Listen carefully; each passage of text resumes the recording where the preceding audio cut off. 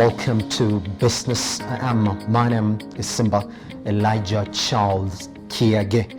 We are at that part of the show where we're telling you exactly what is happening in the economy right now. As we do more of it, we are joined by CPA Enock Monari, who's working right from home this morning. Enoch, good morning, sir.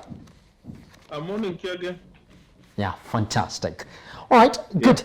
So now I just want us to go directly into the bigger stories, therefore, that are taking center stage in the economy this morning. Now, Kenya is undergoing a curfew, and we do know that our neighbors as well are also now going through the same unprecedented economic measures that are supposed to help us sort of fight the COVID-19 pandemic. So, Enoch, my first question is going to be, do you think, therefore, that the curfew is going to help Kenya fight the COVID-19 pandemic? Because there are people are saying, well, a curfew necessarily isn't going to be effective if you're going to let people continue with their businesses throughout the day.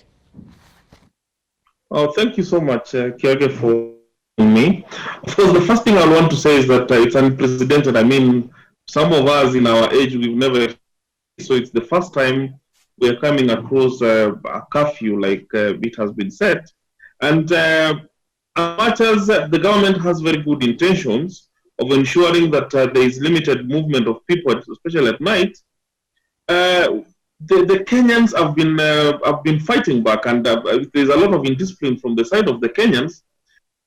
Of course, because of various reasons, which you probably will be able to cover on this show. So we might have a reduction of the cases because of the curfew, but it might not be so effective in terms of ensuring that our graph doesn't end up like the graphs of the other countries that we've seen. So I'm very sure wherever the government is, they're looking at other means that they can be able to use to ensure that the curfew or any other measures that the government is putting into place work effectively. The next question that everybody is asking, therefore, is this. You are telling businesses and employers around the economy to let their workers off the hook by 4 p.m. But at the same time, you're not talking about anything that's going to happen to these businesses, some of them which we do know run effectively at night and even start turning profits way into the night. Should we be talking about a curfew and some sort of economic stimulus different from what we've seen so far? We talked about this last time I was in the studio, and my thinking has always been that the Bank of Kenya and the government has shied away from taking decisive measures, especially when it comes to helping businesses survive during this period. Because when the president comes out and the CSL comes out and everything they're talking about is urging companies to ensure that their employees leave early from work, their employees are paid salaries for March, April, and May, but they're not talking of actions from the government that can be able to ensure that these businesses survive, then we're getting it wrong, because we need not only to give confidence to the public, we also need to give confidence to these companies, because we are worried as business people, as entrepreneurs, whether we can actually be able to pay our salaries for April and May, because there's no activity currently. People have decided to stay at home. Even if you're open actually for business, there is low demand for the services unless it's essential services. So those are the things that you would expect to quickly address. As we move to critical stages of the spread of this pandemic, we need those issues to be addressed, so that as much as we want the public to stay away from the streets and to stay at home, we also want to give enough confidence to the businesses that they will survive. We're not talking about the long run, we're talking about the short run, that businesses can survive between now and July, so that they can be able then to see how they can be able to uplift each other after we are done with the pandemic. Do you feel, therefore, that, Enoch, that the government wants to do more, but the sort of, well, our economy cannot be really able to afford this? Case in point, you did see the announcements that Dr. Patrick Njoroge just made throughout the course of last week. They sort of look like we can only do much, and we can only do it through our banks. Are we at a catch-22 where we want to do more, but our economy cannot allow us do that much? No, we can't do everything through our banks. I mean, we have to realize the kind of population that we are dealing with. How many people are banked? How many people how many people rely on menial jobs every day to be able to fend for their families?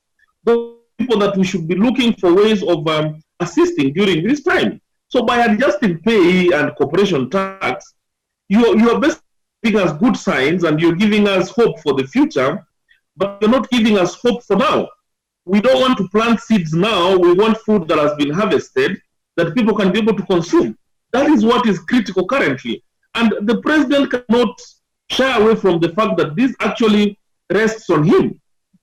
If we were able to get enough money for BBI, and remember, the president has come out clearly to say that we lose over 600 billion a year option, we should be able to address this. We should throw caution out of the window and look for measures that can ensure that we survive for the next 3 or 4 months. Then we'll be able to sit back and start addressing all these other issues. So we may think we can be able to do so much after June or July, but we may not have a nation that we can be able to salvage. So what is critical for now is what we do between now and June in terms of ensuring that families have food, we restrict the spread of COVID-19, and ensure that we have a nation that we can be able to sit together after we are done with the pandemic to look for how we can be able to revive our economy. I'm very sure, Enock, as we talk about this morning, you do know exactly what is going in Rwanda, which has been sort of setting the way in which we need to handle as Africans this COVID-19 pandemic. But given the fact that 70% of our economy is quite informal, does it make it difficult for the government to even start thinking about how they're going to even start giving back to these businesses now? Does it make it difficult for even the government to know who needs help and who doesn't?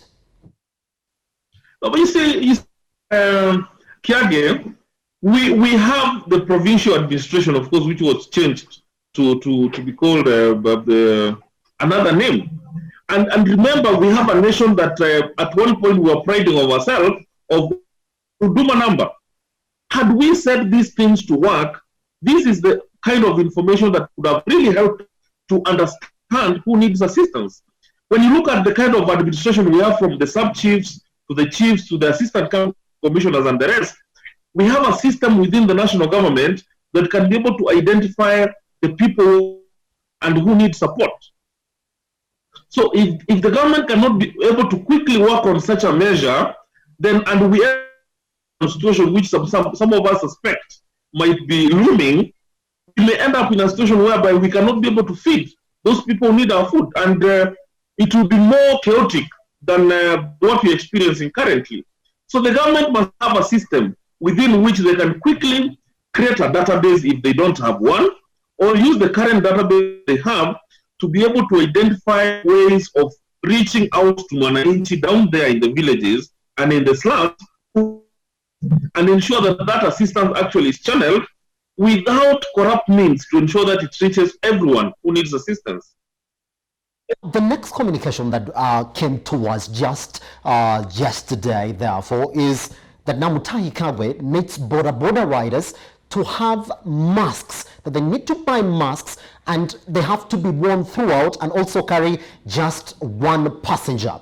Which also goes to ask the question, are border riders within the economy, and they're in high demand right now when every Kenyan is trying to beat curfew? We do know that they're faster and they're nimble. Should have they been given these masks? Because you really want them to also be part and parcel of this fight of the COVID-19 pandemic. Well, you see, I was surprised when the CS mentioned that riders should only have 1 billion passenger, because ideally, legally, they should be carrying one person. That is how it is. Yes, they should be carrying one person. So we cannot be pleading to the border riders to do what they should be doing by law. And another thing, me and you have probably struggled to get sanitizers and the masks. We don't even know where we can be able to get them. The few pharmacies I've visited, they always tell me that, boss, we sold our last piece yesterday. So where do they expect border riders to get masks from? And how many masks can a border rider buy to be able to ensure that he serves his 30 or 40 or 50 customers in a day. Does it mean that one mask is going to be moved from one pillion passenger to another? I mean, are we going to share, like we share the helmets? That is even more risky. And we have to take a tougher approach, like what the Ugandan president has done, to ban, because we might just be trying to be nice, but we are actually worsening the situation. Yes. Now, there's this question now for that everybody's asking, Enock, on exactly the challenges that Nairobi presents when you're talking about a curfew. We have street families on the road, and we have 2/3 of the Nairobi population that is sort of crammed into the high density areas within Nairobi. Does it present a challenge when we're talking about a curfew? Because up to now, we're talking about people actually not meeting these curfew times. Yesterday, if we're going to Rongai, you spent a lot of time on the road. Today, we're talking about others we're going to miss. You saw exactly what happened on the first day. Does it present a challenge? No, it's a big challenge. It's especially when logistics. It's really a big challenge because, as I had said earlier, a big percentage of the Nairobi population depends on menial jobs, depends on wages, where you have to leave the house, work, and you're paid at the end of the day, so that you can be able to buy 5 shilling cooking oil, some kerosene, and some burger for your family in the evening. So if we end up in a situation whereby we're going for a lockdown, without all those things being addressed, it will be chaotic. And remember, Kiage, we do not have water in Nairobi.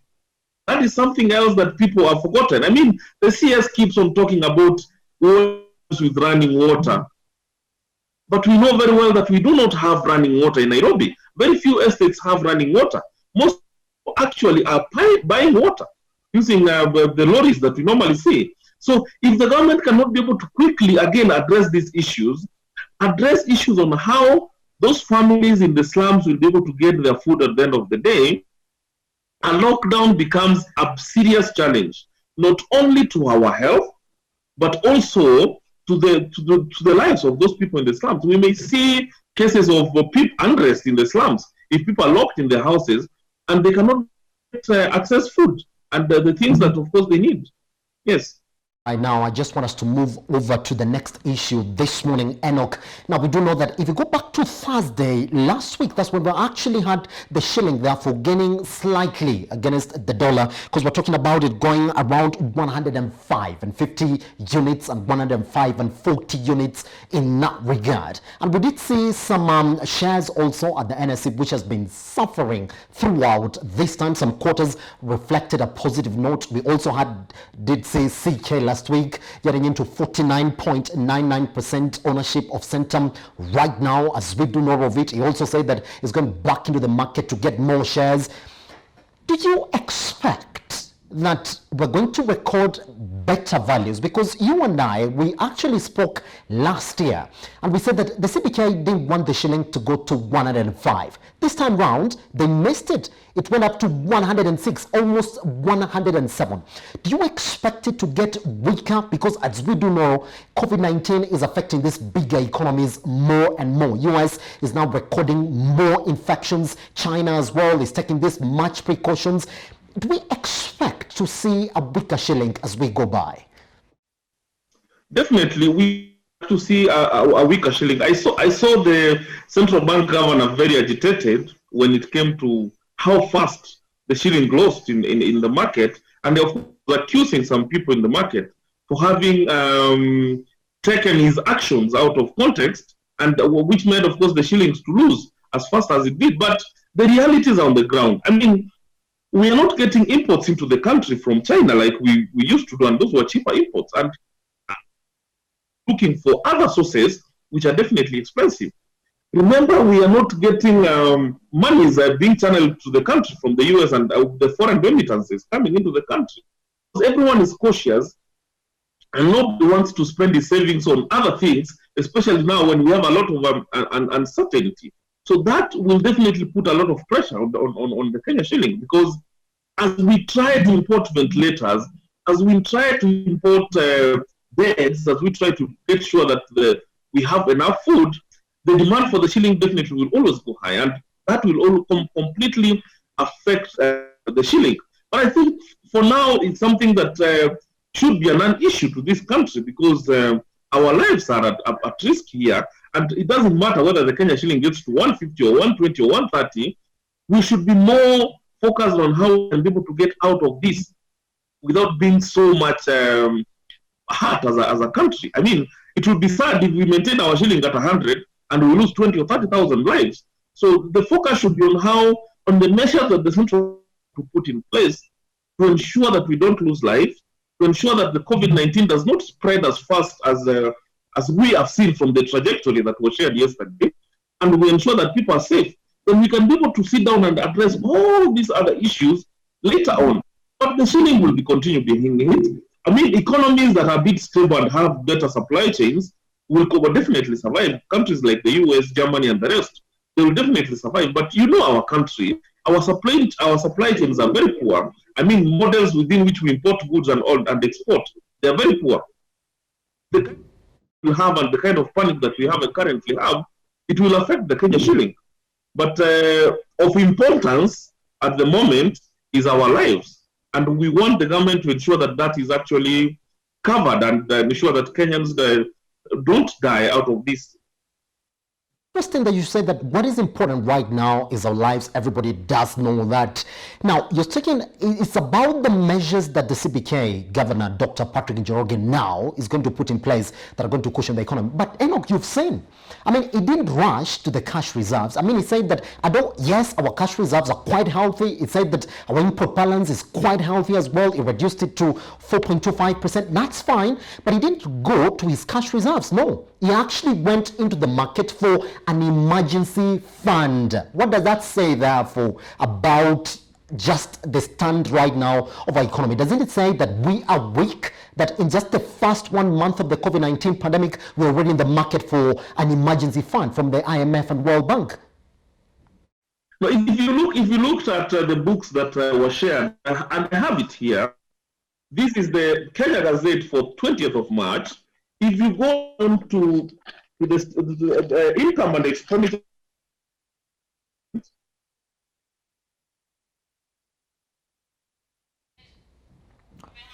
all right, we seem to have a technical difficulty with Enock Monari. We take a very short break here on Business AM. Once we get back to him, we come back and continue with this conversation. This is Business AM. My name is Simbalajo Charles Kiage. This is Metropole TV.